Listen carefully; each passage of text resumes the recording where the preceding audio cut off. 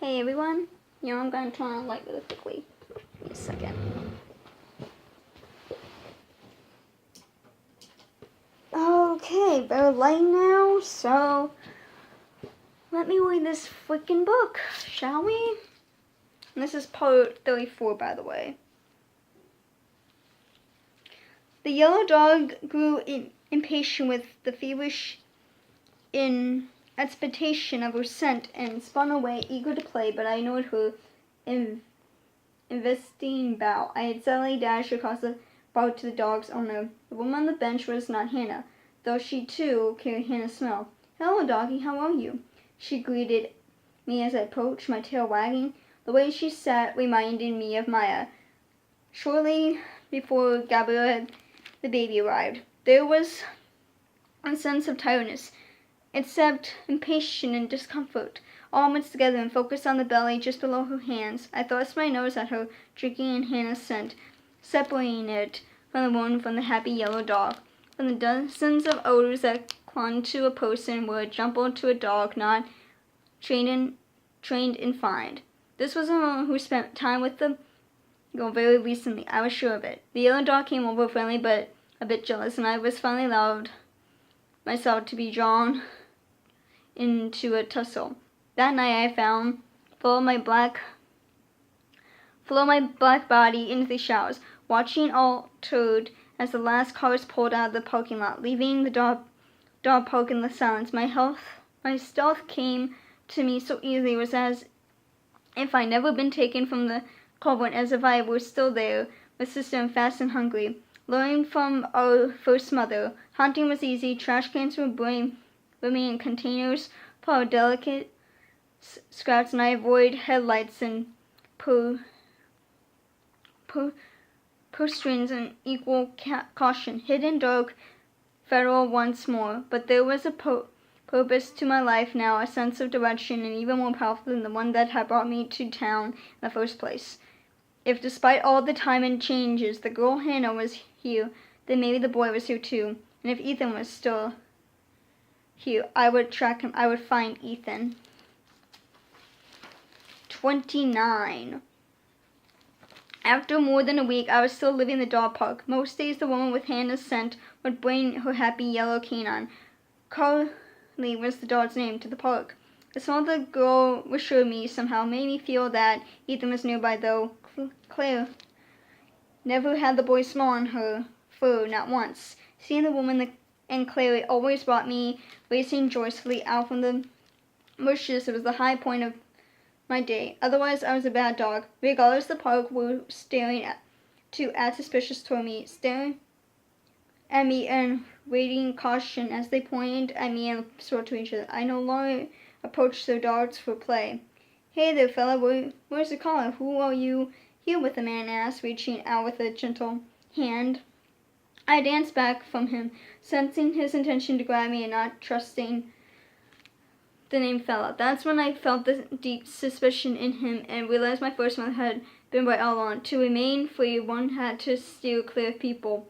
My thought was to find the farm the way I found the town, but that proved more difficult than I would have suspected.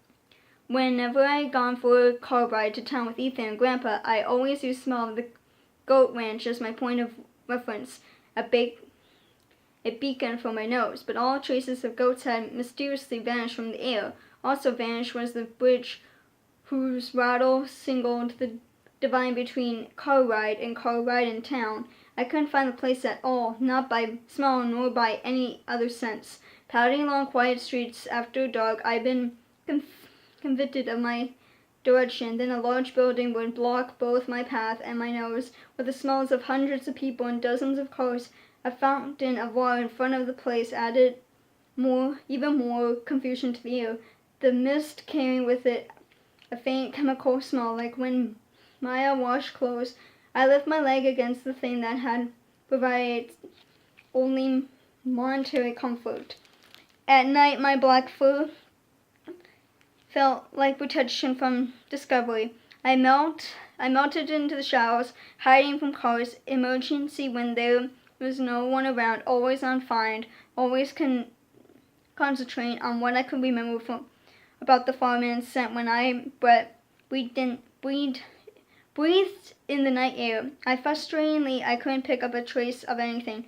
Meals came from trash cans and the occasional dead animal by the side of the road.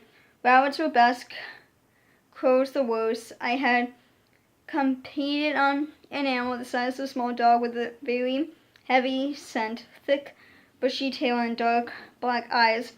Prowled the bins, and combed at their sides. Whenever I encountered one of those things, it snarled at me, and I gave it a wide berth, seeing nothing in those teeth and claws but an advantage to pain. Whenever they were obviously too stupid to realize I was much bigger and they should be afraid of me. Also stupid was the squirrels in the park, who descended from their trees and bounced around in the grass as if they weren't protected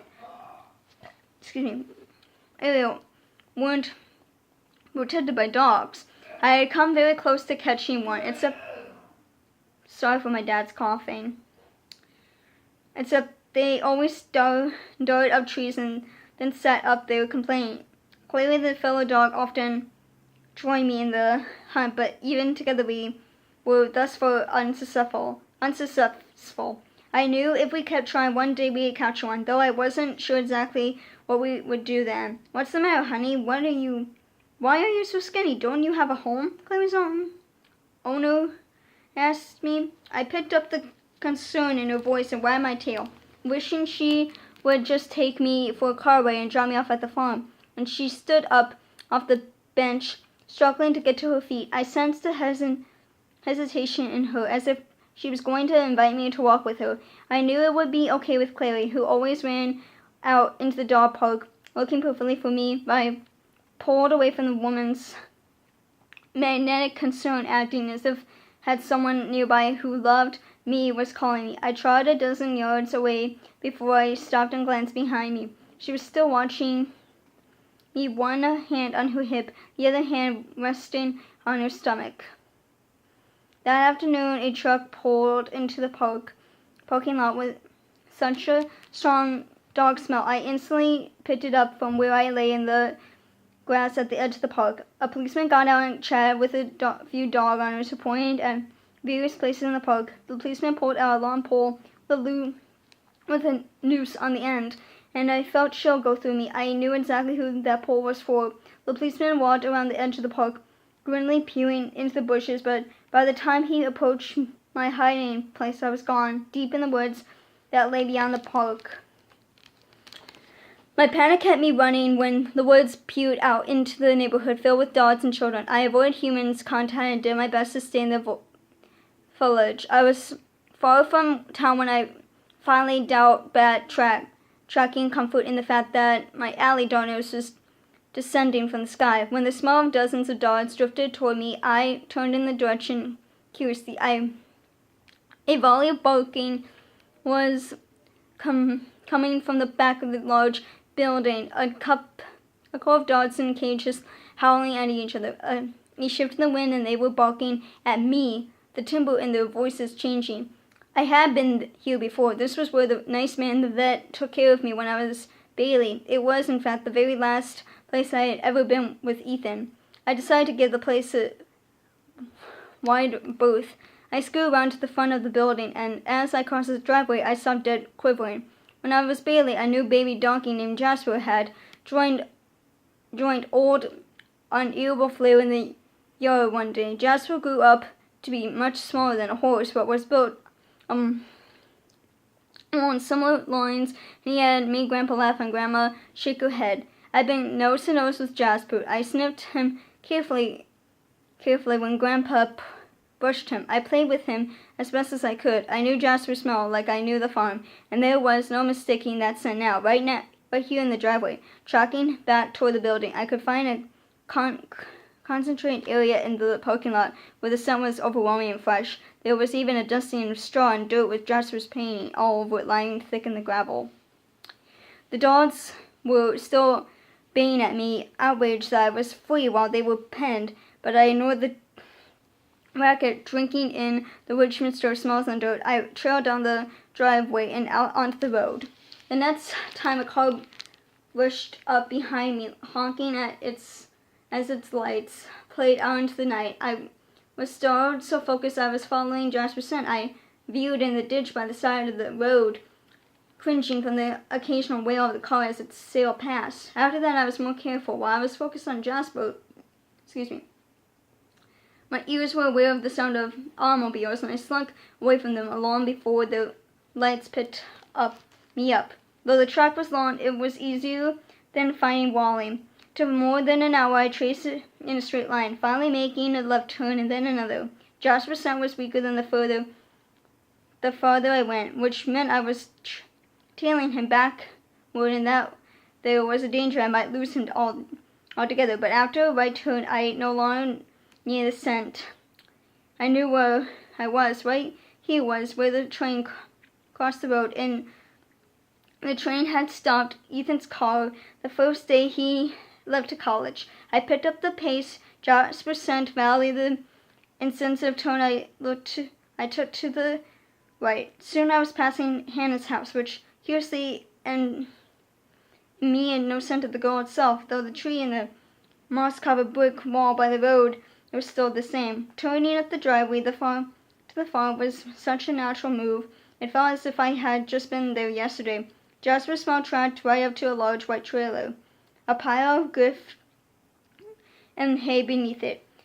His odors were painted everywhere, and there was a new horse watching me with drowsy suspicion as I sniffed along the fence. But I was no longer interested in horses. Ethan, I could smell Ethan. He was everywhere. The boy must still live on the farm. Never before in my entire existence had I felt the joyless excitement that curious through me, and I was dizzy with it. The lights were on the house, and as I circled around to the side, staying on the small grassy hill, I decided I could see through the window into the living room. A man,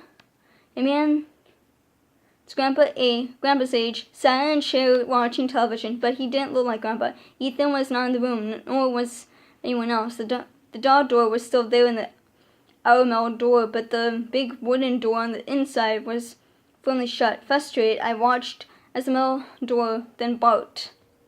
I heard vibrating within the house and someone approached. My tail wagged as so hard I couldn't sit down. I pulled my whole body back and forth. Light blinked on the overhead, and the wood door made a familiar screeching sound before it eased open. The man I seen sitting in the chair stood on the threshold, frowning down at me through the glass. I scratched again at the metal. I wanted him to let me in so I could run in to be with the boy.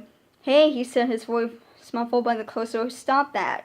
I heard the rebuck and tried to sit on me, but my butt bounced right back up. "What do you want?" he asked finally. I heard the question in his voice, wondered what he was asking me. Then I realized I didn't have to wait for him to make up his mind. With the inner door open, the door was free. I lowered my head and pushed through the plastic curtain, busting into the house. "Hey!" the old man shouted, surprised. I was surprised too. The second I was in the house, I clearly smelled the person blocking my way. I knew who he was. I would recognize that scent anywhere. Unstability, "Ethan, I found the boy." 30. Jesus Christ, how many chapters are in this freaking book?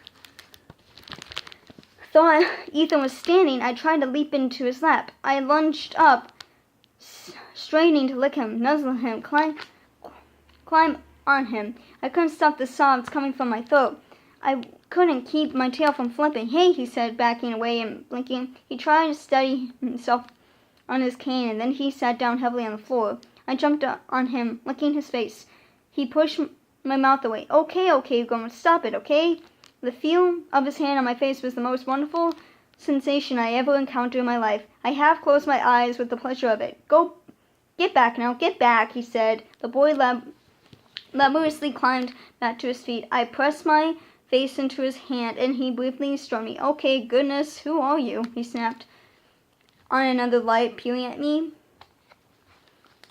"Whoa, you're a skinny one. Doesn't anybody feed you, huh? Are you lost or something?" I could sit there all night and just listen to his voice and feel his gaze on me, but it wasn't to be. "Well, look, you can't come inside." He opened the outer door and held it out. "Out now, go outside." It was a command I recognized so recently. I went. He stood and looked at me through the glass. I was expecting, "You're going to have to go home, dog," he he said, wagging. I knew I was going home. I was finally going home on the farm where I belonged with Ethan, where I belonged.